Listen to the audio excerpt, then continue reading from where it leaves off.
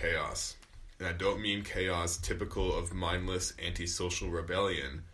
Other conversational types, except for the listening type, all attempt to buttress some existing order. The conversation of mutual exploration, by contrast, requires people who have decided that the unknown makes a better friend than the known. It's fucking crazy, man. He goes on. There's like pages of this. I know. And it's, well, what I mean by that is that, obviously I've thought about this moment quite a bit since our last podcast. And, so something that's happened to me since, listening to Jordan Peterson is I realized that my whole life, my whole intellectual side of myself has been just trying to shape itself into a weapon. And that actually comes a little bit from, like that actual phrase comes a little bit from a song. But anyway, it's, yeah, it hasn't been pleasant, man. Because, and this is a part in why I'm a little reluctant to be around people. It's because half of me is having a conversation with somebody, and I'm learning in that conversation, because I'll say things that I've never, ever thought in a conversation, right? Right before you read that to me, what I want to talk about when I'm talking about how Peterson only has about 3 hours of really good writing time, is the thing of, and the reason I got into biblical lectures is that he went out in front of a room full of people and just said, I have certain talking points, but I'm going to fill in the blanks right here in front of you people. Using, because he has a method to speaking. I really, nobody's ever asked him about it, but he has a method. And he quantifies this method as trying to speak his own version of truth, or trying to implement truth in a way of speaking. But he definitely has a structure and a mold in which, like, I mean, the guy's been speaking in front of people for so fucking long, right? And I never ever thought about it this way, but and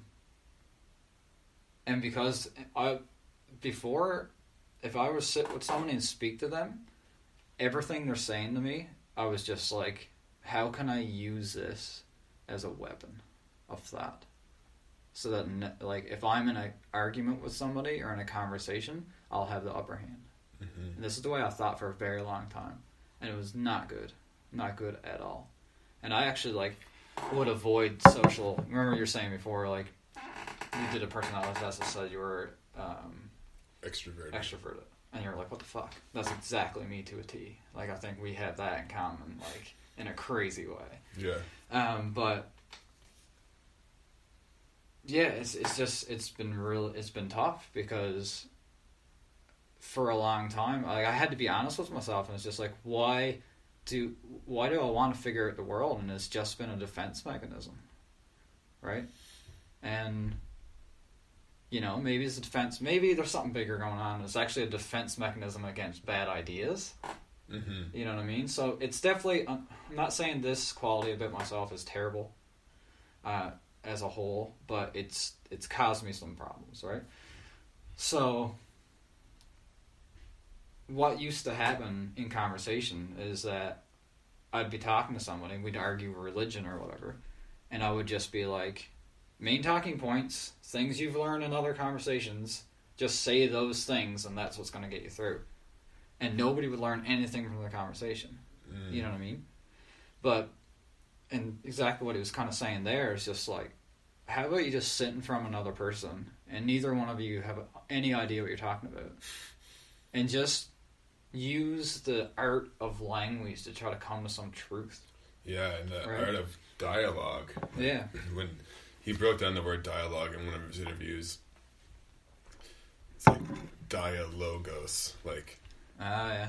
like two loguses, two individual private consciousnesses articulating speech of their experience together. Yeah. And that is somehow, well, there's another line in that book, psychotherapy is genuine conversation. Yeah. And there's something profound about it, because I find myself in the same place, metaphysically speaking, in deep conversation as I would playing with a band, you know? Like, I actually feel that rich, deep sense of meaning when you're actually in a real conversation with someone else who's there with you doing that thing, you know, like doing what he explained.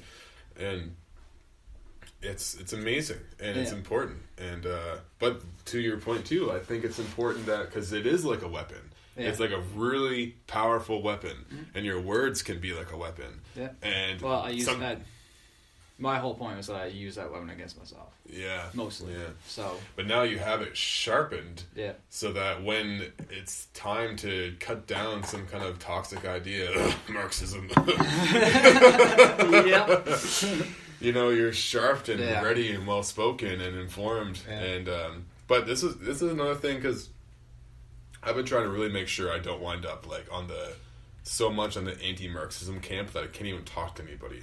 Yeah, you know, because there's a lot of SJW people who wind up in that boat on the other side. Like, they can't talk to anyone really. Mm-hmm. But I don't want to be so opposed to them that I can't talk to them. Right. So that's the whole weapon thing. Exactly. Right? So I've been noticing this, like, every once in a while I'll just like be hanging out at the yoga studio and strike up a conversation with some young girl in university. And I know she's probably studying some social justice type Marxist indoctrination kind of courses, and I hear it in the way she speaks, but I've been trying to act more off of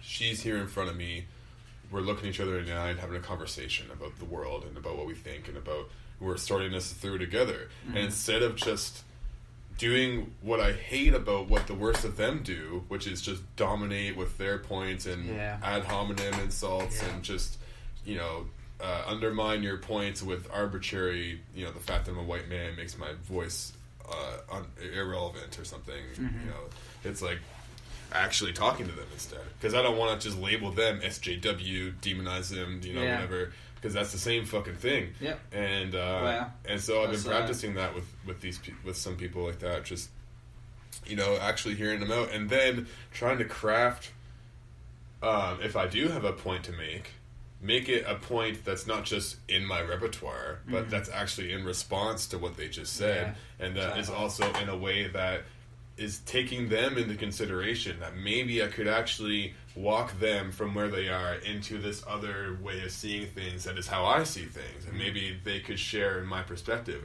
and to the degree that I can do that, I think is equal to the degree that I can see things from their perspective. Exactly. And by you doing that, you're probably going to see a different perspective too. Yeah, and then it'll actually come out of your mouth, and you'll be like, "What the fuck?" And then both people, if it goes well, walk away transformed, and hopefully for the better. Because you know, you saying things to me makes me think about things differently. If I actually listen and I actually care and I actually want to hear what you say, because I know that you've lived a different life, and what you have to offer me with your articulated experience is shit that I need, and that I'm somehow incomplete without it. Yeah. And so it becomes actually very important to listen to other people when you have the whole practice grounded that deep into, you know, the importance of how your life plays out. Yeah. So yeah, I mean that's listening to Peterson has done nothing short of absolutely transforming my whole life in so many ways. Like, it's just he has so many of those little things that I need, you know, that and everyone has some of them, but well, the other thing is, like, he mentions, like, you know, careful of reading Carl Jung, careful of reading Nietzsche, because it might tear you apart. Yeah. And you might not come out the other end of it successful or whatever. Yeah. But it's what should happen. That's the other thing. Yeah. Transform as a result of the pain. Yeah. For good or for bad. And you know, this whole thing with the podcast that you're doing, and the whole aspect of speaking to another person, it is a technology, and it will only remain if it actually works. So, yeah. And the truth is a good way to keep it working. Yeah. So, else we're gonna dispense with it, and we're doing that. So That's not good. So thank you for doing the podcast. Man, thanks for coming on, and Yeah. thanks for making music and brewing beer and Yeah.